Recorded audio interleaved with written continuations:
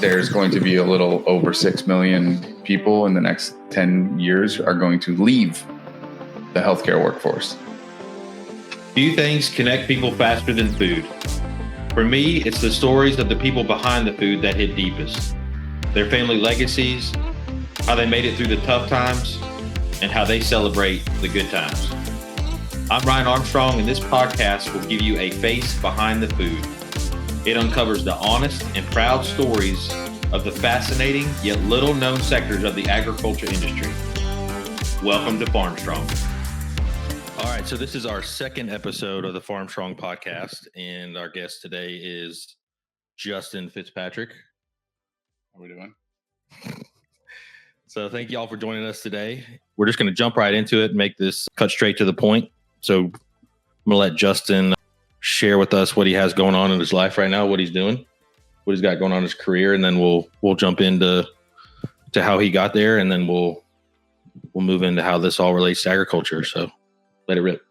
I mean, I'm going to be very curious about how all this relates to agriculture, but I think that it is going to come around real quickly. I have two beautiful children that I've welcomed into this world this past couple of years, which has changed my whole entire life. As anybody would know, when you have kids, everything's different.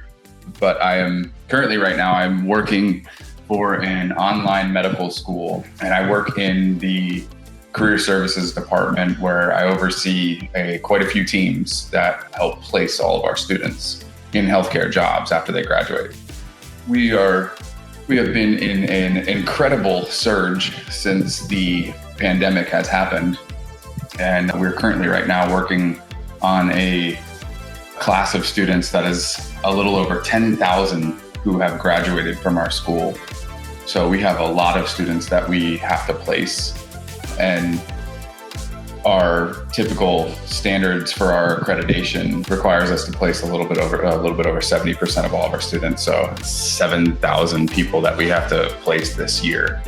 How I got here, I didn't start off in this capacity in this school. I after college and through the recession during 2010, I was forced into an only job that I could get. And if anybody remembers that time frame, I remember our professors telling us in our senior year that good luck finding a job, guys. Like, thanks for paying us all this money. That landed me into a career path that went down into retail and retail leadership, which I had bounced my way around to multiple different retail organizations and getting different experiences through all of them.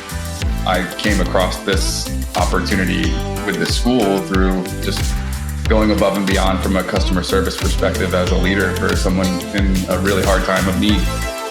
And that person gave a recommendation to their leadership team and that there was a position that was open.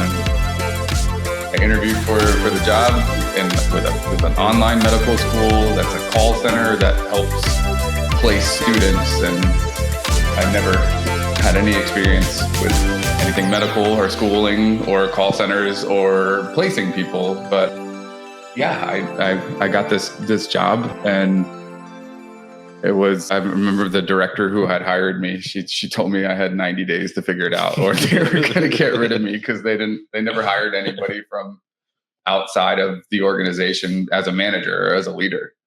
And yeah, it's been a decade since I've been there. Now I oversee the teams in our career services department that work with large corporations that help place students in volume and in mass. So I've seen from working on certain teams in certain areas of placing people in very rural towns across the entire country to placing now. My team accounts for placing a little over 3,000 to 4,000 of our students a year.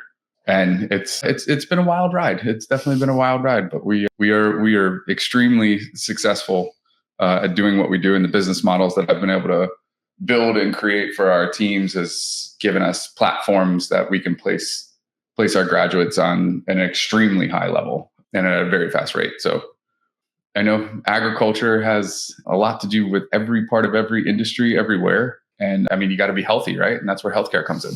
And our food sources are an extremely valuable and important part of being healthy and staying healthy. So Absolutely.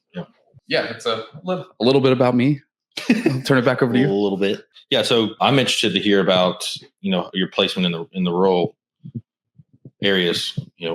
We've been friends for a long time, and I didn't realize that this kind of job was out there until you were doing it. So I'm interested to hear about this placement part. So you should shed a little bit of light on that. It's interesting in a lot of the rural areas of across the entire country, and what's available to people and what's not. One of our biggest successors that we've had, especially in the rural areas, has been what my teams have been able to establish over these past 5 years, and with a lot of employer partnerships that allow us to get our students or graduates hired for work from home jobs. Okay. So technology has reached so far in a lot of these recent years that has allowed for the capacity to place people in jobs remotely that weren't available to them before. I mean, we've had students, graduates in areas where there legitimately is a one light town with a gas station, and maybe a general physician who is in the area. And if there's two graduates there, and it's a general physician and one person who else works in the office, like, how do you get them placed if they're never hiring? I've been doing this for a long time, 10 years. And so I've seen, the pre-technology, this socially, what I say to people all the time when I interview them for our teams is like, before, by 2019, before it was socially acceptable to work from home, the job market was just so vastly different, and the ability to reach on the job market was so much harder and so much tougher. Yeah, a lot of all the internet capabilities, all the satellites that have been going up, everything that's been put out there these past 5 years to strengthen the networks has made tremendous strides for us to be able to place people who, in a lot of those rural towns, Georgia, Texas, Tennessee, the Carolinas, they would have never had the opportunity to work at these jobs ever. And the lives that we've changed, being able to get somebody a job who hadn't had a job in 5-8 years, is the stories that are out there are absolutely incredible of what some people go through in life on a day-to-day basis. Some of us live in these bubbles. We really live in bubbles that we just don't know. You just don't know what it's really like in a lot of areas. It's definitely humbling to be able to have the job that I have, and the intangible rewards that come with it of, when you get somebody hired for a job and they call in and they're crying hysterical because we just changed their life and changed the trajectory of their entire family. There's no job that I've ever had that gives you that capability. It's a lot of students that we have to place every single year, and it's thousands of stories that we get to be involved in, and the lives that we change and the families that we affect. Right. And one of our organization, kind of taglines that we use is the ripple effect of care. The ripple effect that happens with, getting somebody into the healthcare workforce, especially today, more than ever. It's impactful. It's extremely impactful. Yeah, that's deep. And I mean, we talk about it we talk regular about work and everything. And it's just, it's interesting to get to sit down and actually talk through these things and realize, kind of let it sink in the impact of that. So I kind of want to dive a little bit deeper to Justin's point here. How does this relate to agriculture? And, I'm sitting here giggling about it, but this is something that I've kind of noticed in the past few months, is that there's, to his point about technology changing things, and, the way commodity markets are and interest rates and just markets in general, but more specifically agriculture, since that fuels the world. There are gaps in data. And the reason I use that is because that's where a lot of decisions are made, at least now, for, subsidies and things like that, and just driving legislation to help farmers in any ways that we can. I kind of started to realize that there's not a big, at least that I'm aware of, a big option to choose from as far as data for off-farm income. And the reason why that's a big deal is, 2022 was a hard year for farmers. Some still made money. 2023, and I will put a caveat in this. I'm generally speaking more towards the Southeast because that's kind of where I'm at, and it's home, and it's a big driver of the country. Not dissing any of the lake states or the plain states or anything like that, but this is just kind of more of my general experience. And we have a saying in Florida too that what starts in the South, particularly in Miami, it moves north. So it slowly moves north, and I kind of feel like it's that way with the country too. It's worse in the Southeast, and it's going to keep creeping up, through the markets. But back to what I was saying, that 2023 was a bad year. People in the Southeast, nobody made money. 24, nobody made money, and this year is supposed to be the bottom, and we'll see how many people are still here. But the reason that I want to tie that into a farm income is because of what you do. So a lot of people in these rural areas, like you were saying, what you're talking about turns into the source of income that they can have to offset the increases in prices and equipment and insurance and all these different things.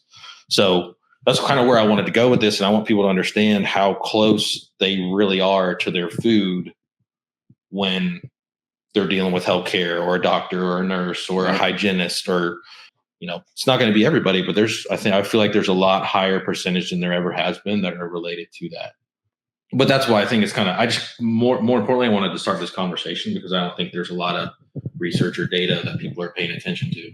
Because I want to ask you, can you see into that, how many of your people are from a rural area, or do you guys look at that? Do you have any data on that? I mean, I wouldn't assume that you have to, but I was just curious if you guys do. No? Yeah. Oh, wait, no. It's totally opposite of that.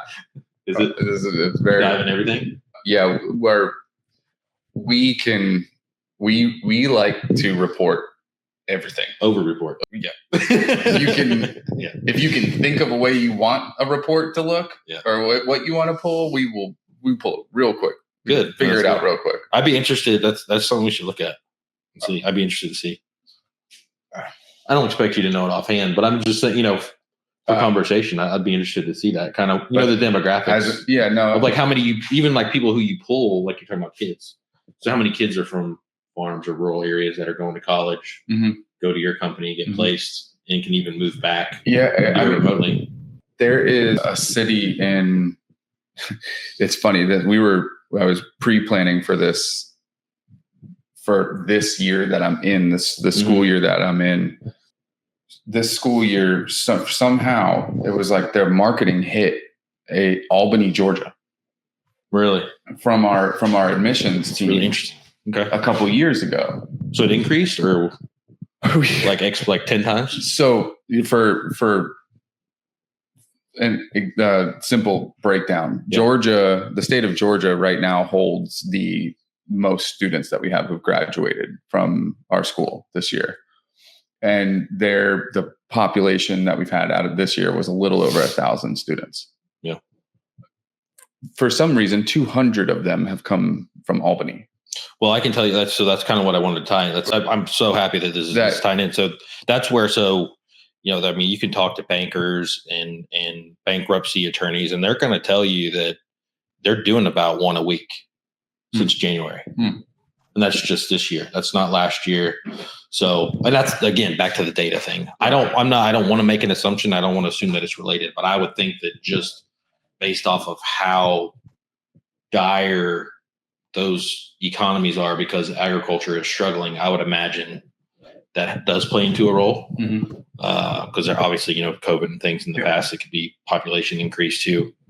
But I do know the development pressure is a little bit less there. So there's some population increase, but it's not the same as it is in Florida. I mean, when you look at Albany, but when you look of all places, Albany, Georgia. Right. Yeah, exactly. To have Atlanta being such a big metro as it is, and there's quite a few different, smaller cities in and around in Georgia that there's much bigger populations. Albany, if you just Google mapped healthcare in Albany, there's like 4 facilities, and one of them is a durable medical company. So not even really like a healthcare. physician, or something along those lines, a hospital. I know there's a big hospital system that's over there that runs into Tifton.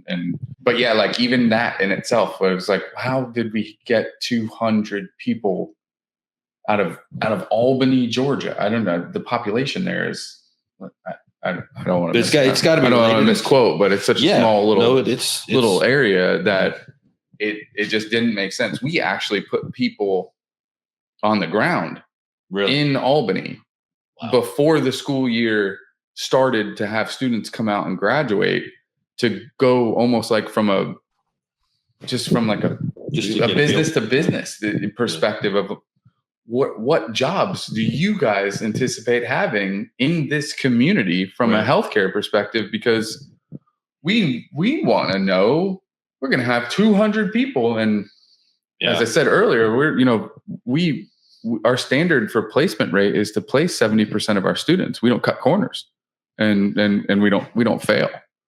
So if, do the simple math on 70% of 200 people coming out of Albany. Yeah. That's really interesting. Right. There are all, for you to say Albany, Georgia is right.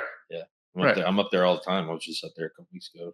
Last week. Yeah. Well, you probably drove by over 200 of our graduates that are there this year alone, just this year, not previous ones, not a future school year. So do y'all do forecasting? How do you plan for the next year? So where I'm going with that is, if there's 200 this year, do you expect there to be more next year? We could totally look into that. This was just an odd scenario for us that we were looking at, and then just like where some of the pockets are, because our teams there's a lot of teams. Our teams are broken out pretty strategically and across the entire country. And some of the directors are, their job is to look into a little bit more of this and like where our placement rates are going to be. Yeah. And that was one thing that we kind of dove into a little bit of Georgia having, 200 to 300 more graduates this year coming out of just that state than any other year before. Yeah. And then to find that pocket that was coming out of Albany, that's pretty wild. Was just, you could expect that in and around Atlanta, or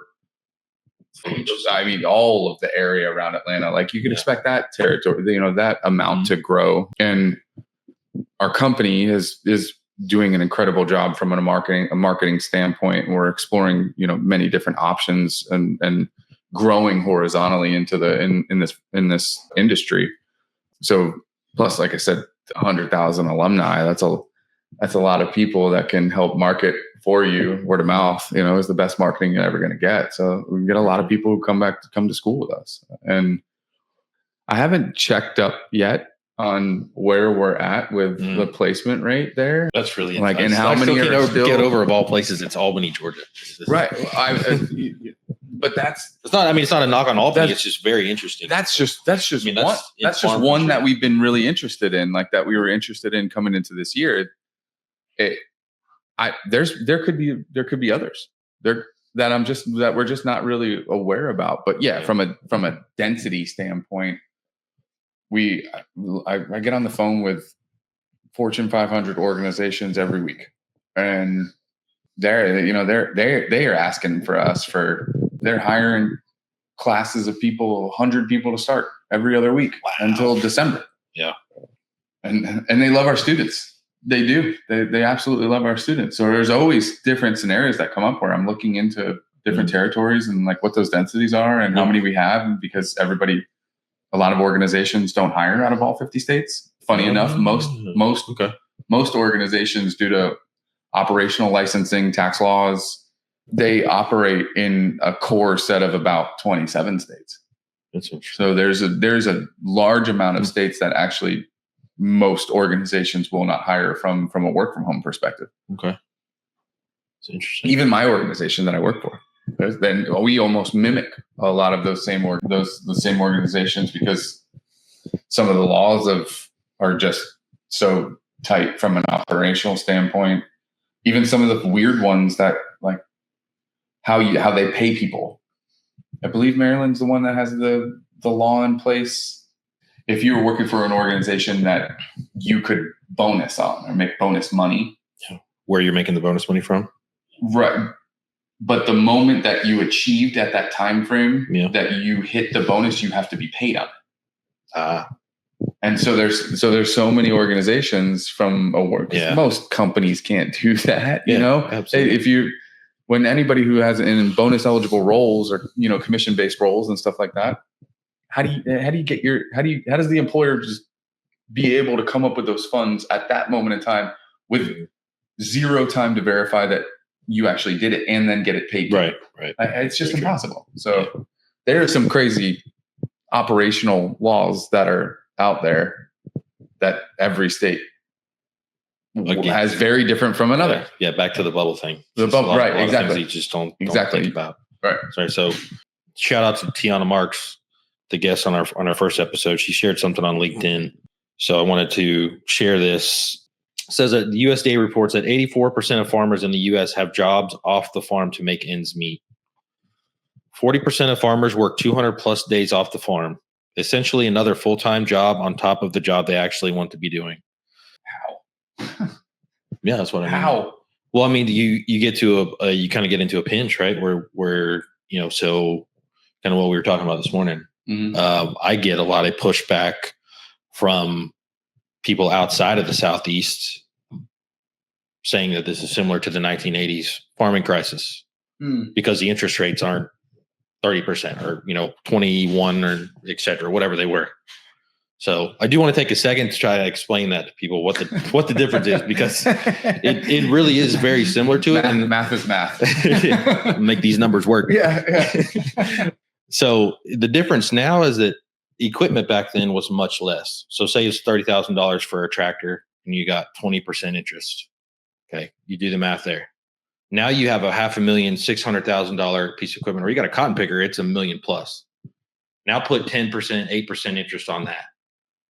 And if you got a big operation, you're stacking it up.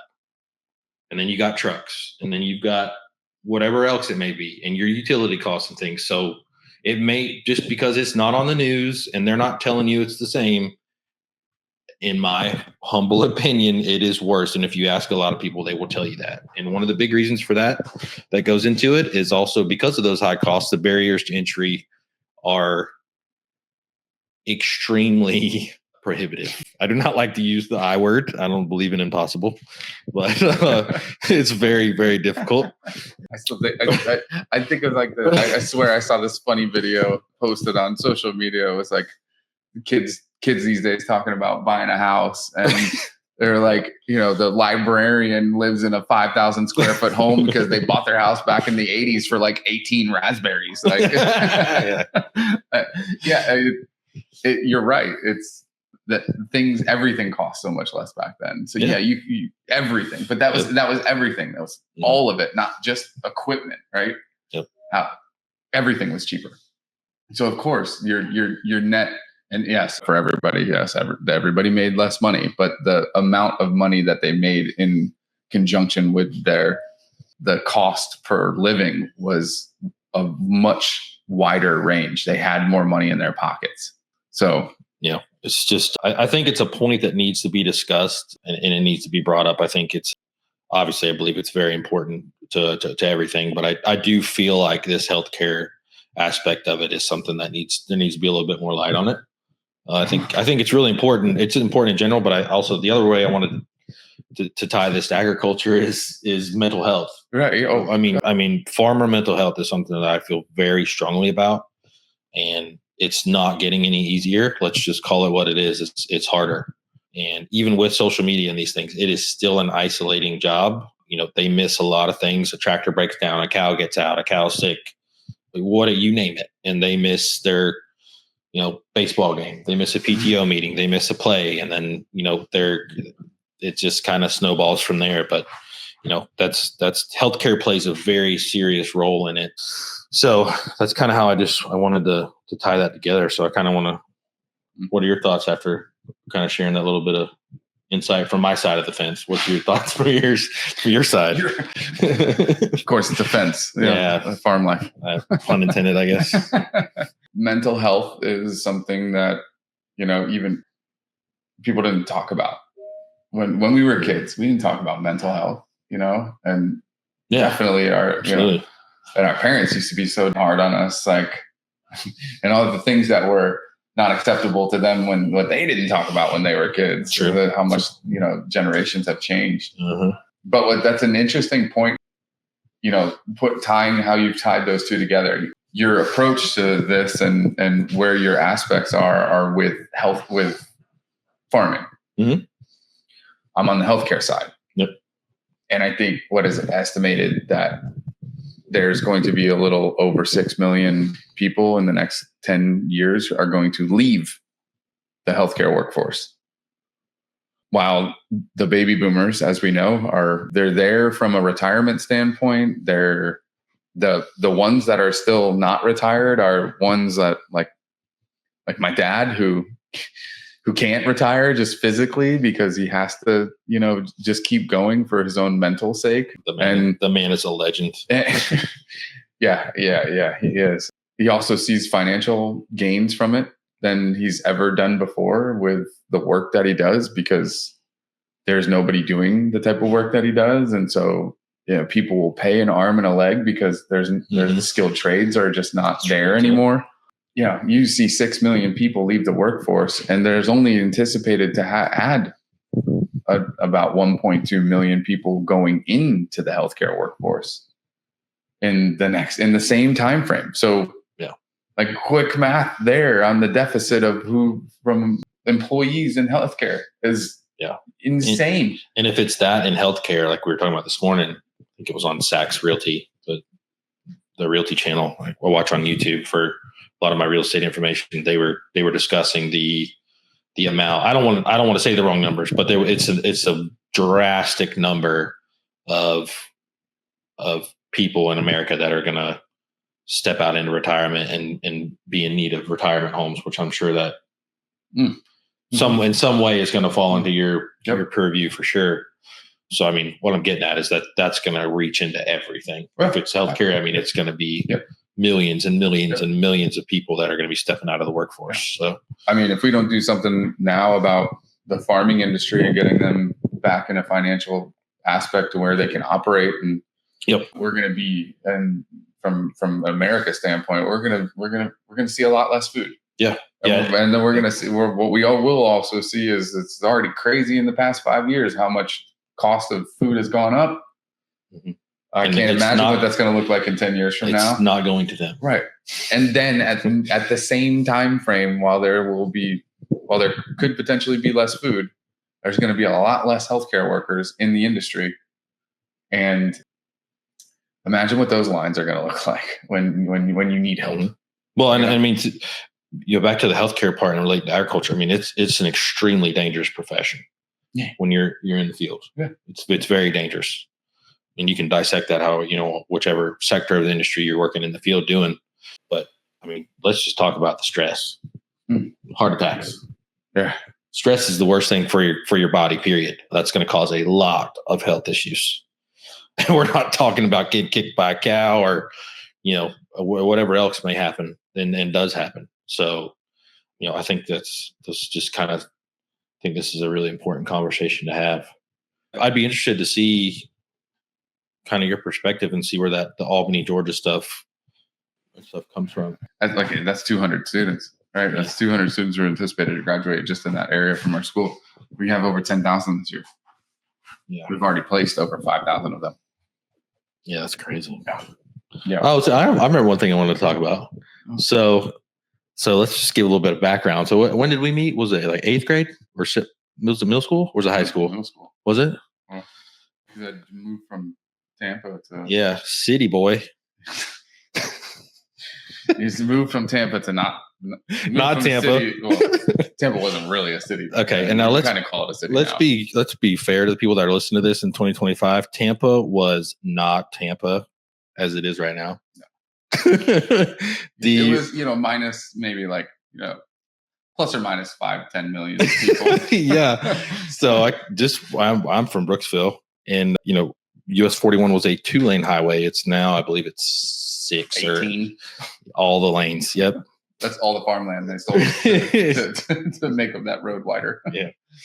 But no, seriously. So that's when we met. And I remember, was it in high school? Was it in middle school when you finally came out to our farm? Or was it high school? Middle school. Was it middle school? Yeah.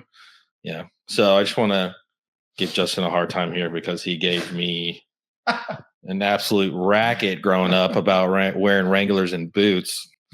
What are you going to do with those things? And now, what did your mom have now? What does she do? A horse farm, folks. That's what she has. Why are you going to school like you're about to bale some hay? Yeah. She's gonna. It's come full circle, and I do not let them forget that ever. Nope. 50-acre horse farm. Yep. Like over. I think they have 16 borders. She's got. It's gorgeous. It's very pretty. An incredible piece of land. Yeah. An incredible horse barns, multiple. I think they have like 30 paddocks, and then there's like the back 20 is all for roaming and what my mom likes to call her ornaments, her lawn ornaments, like all of her horses that she owns that are just to look at like an ornament. That's a different level of horse life for sure. Oh yeah, but no, to be fair, how much of that did your dad build? A lot of it, right? When they bought the property, there was the one standing barn, right, off to the right, yeah, and then there was the trailer or the townhome, mobile home. Yeah, no, we built the 10-stall barn behind it, the riding rink, which was like a rodeo rink that was there before. Right, yeah, the one that was next door. Yeah, okay. And the whole it literally had bleachers, like all wooden stands and bleachers. That was 100 degrees outside. We were swinging sledgehammers. She's still doing the boarding and stuff. So shout out to Blazing Saddles Ranch. Blazing Saddles, yeah. That's it. They are the real deal. They are the real deal. But no, he built even the house that they live in. The whole thing was built by him. Funny how that came full circle. So funny. Yeah. And you know what? It's funny because I'll call him early morning, like on a Thursday, and like, what are you doing? I'm working today. Why are you working? I need to leave this. Need to leave the ranch and go breathe because all I do is smell horses. That's funny. So you're gonna go lay some carpet down and use all those chemicals to. That's how you breathe. Yep, that's how I breathe. Smoking a cigarette. Yeah. So I got a question for you. So I don't know if we've ever talked about this before. So what kind of living here in Wesley Chapel, which is crazy today. We went to Chick-fil-A to get some food, and was that Curly Road that we were on? Curly, yeah. Curly. Yeah, I grew up around here, and these were all 2-lane roads. It's a roundabout with a Starbucks and a Publix and a shopping plaza and 7,000 apartments. After you pass the lagoon. Yeah. There's the beach in the middle of an old cow field. Yeah. This was, yeah. There's still some agriculture here. Mm-hmm. Yeah. It's the Barker Brothers Ranch. There's a few things here. Remember, half of this used to be orange groves. A lot of orange groves. Mm-hmm. Right here. It's all gone. Yeah.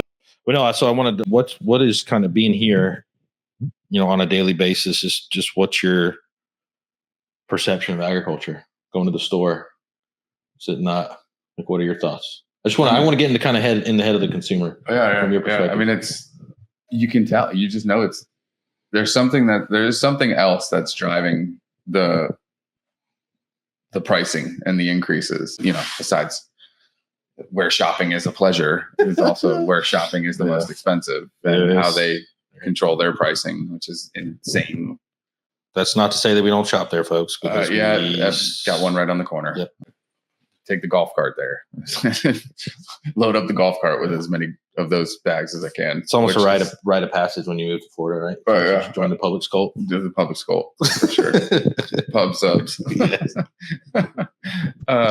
Salt life. Salt life and pub subs. That is... All right. Anyways, back to what you were saying. So, like, what's your being removed from it? So you're kind of going down the path of, you can tell that the prices are increasing. There's something else driving it. But let's talk about some other stuff. Like, what about the quality? Is quality staying the same? Is it improving, declining? You don't see any consistency. it's just not consistent. And it's frustrating too, it's a different purview as when you become a parent for your kids. Like, very true. Sloan has a banana every day of her life. Yeah. And when some days you go and the bananas are they're green, and then other days you go and there's an entire shelf full of bananas that are about to go bad. Like, what do you want me to buy this and bring it home? And what I got 2 days on this whole all 6 of them? Yeah. No, they're not gonna last that long. You know what? The one thing that do you eat avocados? Are you an avocado fan? I'm not opposed to them. I don't really mess with them too much. I'm not a big consumer. I love guacamole. I make some mean guacamole. Guacamole. That was an Austin Powers joke. You've said ever since that movie happened. Yep. Since middle school. Nice to mow you. I can't believe the inconsistency in how getting an avocado. Like, why some of them never go ripe, some of them go ripe, but then you open them up and they're brown on the inside.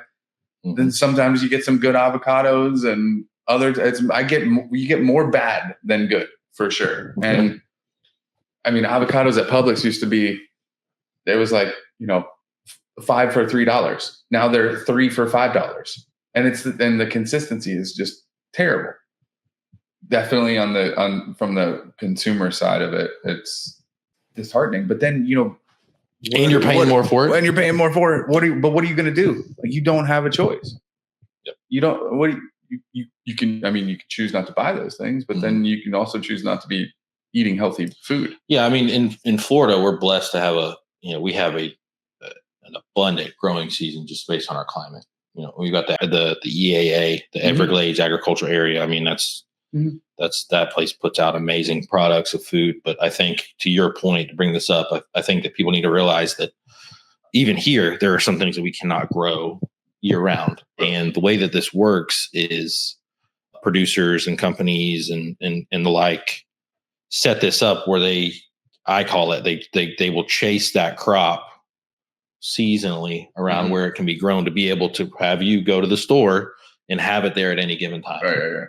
And that's not to say like that you don't, the product shouldn't be good, but I just think that people need to understand it is a very complicated, difficult process to be able to have food year round. I mean, when I was growing up, I still think this is something that needs to be taught in schools, and communities should really kind of focus on this is canning, growing your own vegetables, teaching the kids to can. I mean, you can make it into a family event. It was a family event when I was growing up. There was a cannery out northwest of Brooksville. Might still be there, but that we'd go out there and we'd have our vegetables from the garden, and we would just make 2-3 days of it, and you have pantries full for your whole year, and that's how we did it. Right. So yeah, just wanted to share that because I know that's kind of a lost thing nowadays that not a lot of people are aware of. So. Yeah.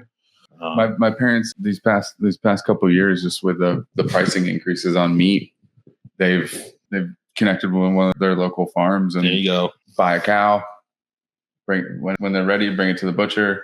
Mm-hmm. You've got a year's worth of meat for half the price of what they would have spent on that meat if it was. And the person that where you can drive there and talk to them if you have a problem. And why does the meat taste 400 times better than the stuff you buy in the store, and you're getting it for half the price? What did they do to the meat that's in the store?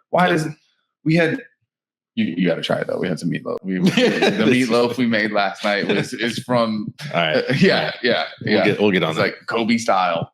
Ooh, okay. Mm-hmm. But I don't understand. Why is it so different?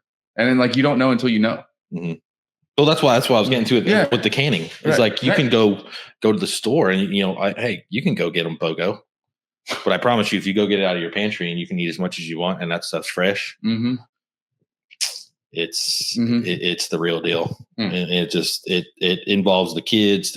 I mean, it's just, I'm sure somebody can find something that's difficult about it, but I can tell you that growing up on a fully sustainable farm, we grew and ate everything that's how we did things. And it's just, you don't have to worry about the pricing. It's all that stuff is kind of eliminated, and cook it how you want and do what you want with it. Yeah, well, time. Yeah, I get the time. But I mean, time is money. Time is money. Right, yeah. So you guys got to remember that you can complain about not having time, but I promise you, when you take a couple days and you have a pantry full, and being outside in the garden and getting off your phone, and it's just good for you. It's just good for you. It's good for the kids too. Seriously, I think that's really important, especially nowadays, that kids get involved in that and do that. What suggestions do you have for people? Because we talked about this before, like bubbles, like being in bubbles, right? I was always in a bubble, and I was never privy to that. I'm still to this day in a bubble and not privy to that. What would you suggest? Like, how do you get people to go out and do that? Like the canning and the growing. Yeah. So I don't know. I wouldn't even know where the heck to go right now. Yeah. Very good point. What do I do? So I can't. My HOA is not going to let me grow some corn in the side yard. Oh, they will, but your fees will go through the roof, buddy. They're going to say it's an invasive species and you are fined forever. Yeah. That was a good question. I would say, the first step is just learning about it. Go to farmers markets, ask people there. I think would be a good starting point, because those people they're growing it already, right? Like, so they're going to have ideas of where you can. They might have the extra space. Here's the big thing: if you can go start asking questions, and you might annoy them, keep annoying them, keep asking, because I promise you, at the end of the day, they're going to want to help you get an opportunity to learn how to grow food, because they enjoy it. And they're going to want to be around people. Well, they're going to want to be around people that are doing the same thing. And what? You said go to a farmer's market. There used to be farmers markets in Wesley Chapel, but that is a good point. Okay, so that's a fair point. And now there is apartment complexes everywhere. There's no more farmers markets. I wouldn't even know where to go. And when you try and look for some of this stuff through social media and whatever the case is, all you see is just the communities all complaining about the stoplight that's at the corner that everybody keeps running, and all of that stuff is just it's going away. It's moving away. It's where do I go in Wesley Chapel to go to a farmer's market? What I mean? Like there's another thing. It's like So when I did some time in the Young Farmers and Ranchers program with Farm Bureau, and we were in there during COVID, and one of the things that we did, shout out to Class 8. We created a list of straight from the farm sources. That should be there somewhere. I would imagine in the world of the internet, it's somewhere. And if not, give us a shout on the email, and Casey and I will I promise you, we'll get you that. But that would be one of my first suggestions is, and there's other places that have these too. And they're going to be lists. Like Georgia's great at it. Fresh from Florida is really good. Georgia has Georgia Grown. It's a great program where you can find a list, and the list links you to their website, and it puts you in direct contact with the people who are doing that. So for that situation, that would be my suggestion: is find somebody you can pick up the phone, which I know sounds weird, folks, but pick up the phone and call them and talk to them, or go visit them. Go visit them. Say, hey, how can I do this? And if you know of any farmers or know people who know farmers, they're happy to answer questions. I promise. And they'll love the opportunity to talk to you. And then, I think kind of outside of that, it's kind of going to go into, what the person's looking for. But I mean, that source is going to be the easiest thing for, the spectrum of what everybody wants, because it'll have everything: meat, vegetables, fruit, milk, different sources of protein. That's my suggestion in that situation. So you mean like, there's more research that I got to do there, but no, you literally just go to a website, and it's just going to be a list, and that's going to be the best way. I know it's not going to put a garden in your yard, but so this is something that I think is really important too. I think that communities, whether they be rural, New York City, and I'm sure, I'm not saying that these places don't have this, but there's got to be a more blanket approach across the whole country, I think, to have gardens. Have a community garden wherever you are. I mean, I'm like, to your point, that probably takes some time and some research and some things you'd have to do to get it set up. But I mean, I promise there's somebody here who maybe they'll rent it to you for $20 a month for, a garden spot. Yeah. Yeah. But I mean, if you say maybe it's $50 a month, but I mean, you have that and you get you freeze your vegetables or you can them or whatever it is you're doing. I mean, we should talk to Blazing Saddles. Like, there you go. There's some sections there that put up a little greenhouse. Yeah. Have Pops build you a greenhouse. That'd be a good idea. Yeah, I mean the kids love it. I mean, I've done that. I've done that with my kids too. If you live in there, like go to Home Depot or go to your local gardening center, get a seed tray, some soil, and some seeds, and have them grow those plants. Mm-hmm. And then transplant tray. Yeah. Put it in. I mean, I live in Tallahassee. I live in downtown Tallahassee, mm-hmm. and I do that pretty regularly. I mean, we got. So you're more in the city than I am. And yeah. Well, I don't know. It's just different. Like here, downtown, it's just sprawling though. Downtown. You said I live in downtown. I mean, the capital's 3 blocks away. I'm living in a previous cow field. So who's the city boy? Who's the country boy now? Hey. Huh? That's fair. No, it's fair. It's fair. I mean, I never thought I'd be living. You're gonna give me so here. Yeah, that's it. That's it is a fact. City boy. Yeah. But no, seriously, I do think that's a good point. And that'd be my suggestion for them to reach out. You can reach out to farm bureaus. That's a good point. 4-H FFAs probably are good options too. I'm less involved with them. Yeah, I think that's the best answer. And then you got to get into the canning and stuff too. But that I mean, that's it's kind of I mean, you're going to have to buy your jars and things like that, and your pan and your pressure cookers and those kind of things. But it's definitely going to be worth it, and a lot of that is reusable. Yeah. I definitely think that it's doable and it's worth it, especially with the way things are going. That was pretty insightful to hear. It's kind of hit or miss, and I've seen that too. Honestly, having kids and eating banana, like the banana thing. Like, I mean, the past 2 weeks have been crazy. There's also, it's not like that all the time, but it's just you go through these phases where it's you get them, and then 2 days later they're busted. I haven't heard the update on this in a little while, but I think it was like a year ago. They were reporting on how the bananas that we eat today, there's a fungus that's going around the world that's killing all the banana trees. And I don't know. There's always something new. Yeah, and but there's like 37 other strains of banana, so we'll eliminate the one that we're eating today, and they'll start mass producing a different one. We didn't know that. Yeah. Oh, very interesting. And how it's traveled from different continents, the fungus that is killing the banana trees. So not that bananas will go away, be extinct, but there will be one form of banana that is going to be extinct. And that is the one that we're currently eating today, apparently. I haven't seen an update on what that looks like, but that one I thought was just, you get the news, 8 o'clock news in the morning, bananas are going extinct.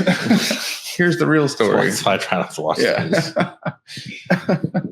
That one was definitely interesting. But the good point there, like I was, what do you do? How do you get more involved in that type of stuff? And I know the answer is not necessarily like we would do and make reservations at Burns, because we know that they're getting their own food from their own farm.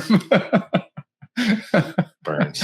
I forgot about Burns. Burns. There's another one right down the road from them at Armature Works. It's called Steelbach. Oh yeah. They have a couple. Their farms in Ocala, I think it is. Okay. Something along those lines. Their food's really good. Really cool. But you can tell you just can tell like how fresh it is. It's a different quality. How do you get that in the grocery store? Well, I think like you said, the answer is going to the guy down the road or the person that you know. Yep. The one though that actually, funny enough, that we have stayed consistent with because they have stayed consistent when we don't have meat from the cow that my parents just generously give us. We go to Costco. Yeah. We buy in bulk filet mignon from Costco, and it has these past 5 years that we've been here, it has consistently never changed. The same flavor. Good. They're incredible. Good. Yeah, absolutely. You're going to have one tonight because that's what I'm making for dinner. Sweet. But they're like, that's really why I'm here. They have stayed the most consistent of anybody, and their prices have stayed like the lowest of anybody too. That you don't see, we have not seen the same increases. Now, our bill is a whole heck of a lot more because when we go to Costco, we buy 3 tubs of formula and 2 boxes of 300 diapers. So that's an extra $200 every time we go. But to your point about the Costco thing, so I would encourage people out there that are watching this to do this also. So in Tallahassee, do you guys have a Fresh Market here? You have one of those?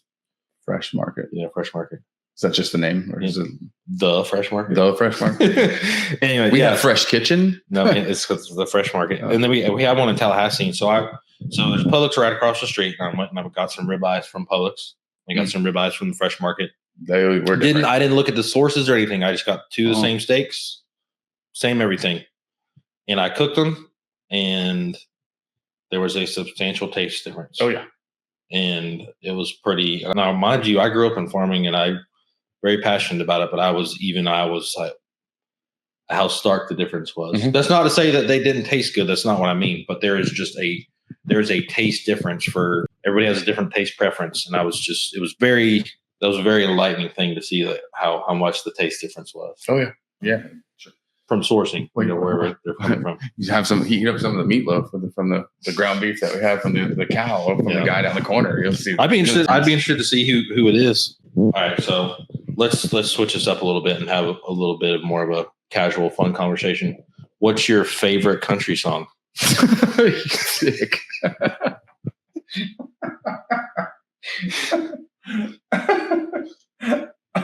What can we make it easier? Like favorite country artist?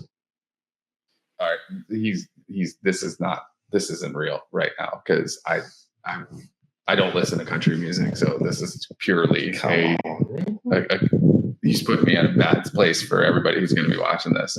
I do have to say though, one of my close friends many years ago was friends with Dirk Bentley, and we got to get up on stage. Underrated nowadays. He is one of the best ever. We got to hang out with him backstage before the concert on New Year's Eve in Orlando. And he brought us out on the ball dropped at 12 o'clock, and we all got to drink from this like gigantic champagne bottle and pass it around the hall on the middle of the stage in front of all these people. He was a really, really cool dude. But that was from a person standpoint, not like, and he was one of those guys who's like, who are you? Where are you from? What do you do? Like he was so interested in like you and like he's a human talking to a human. Yeah. I was for sure.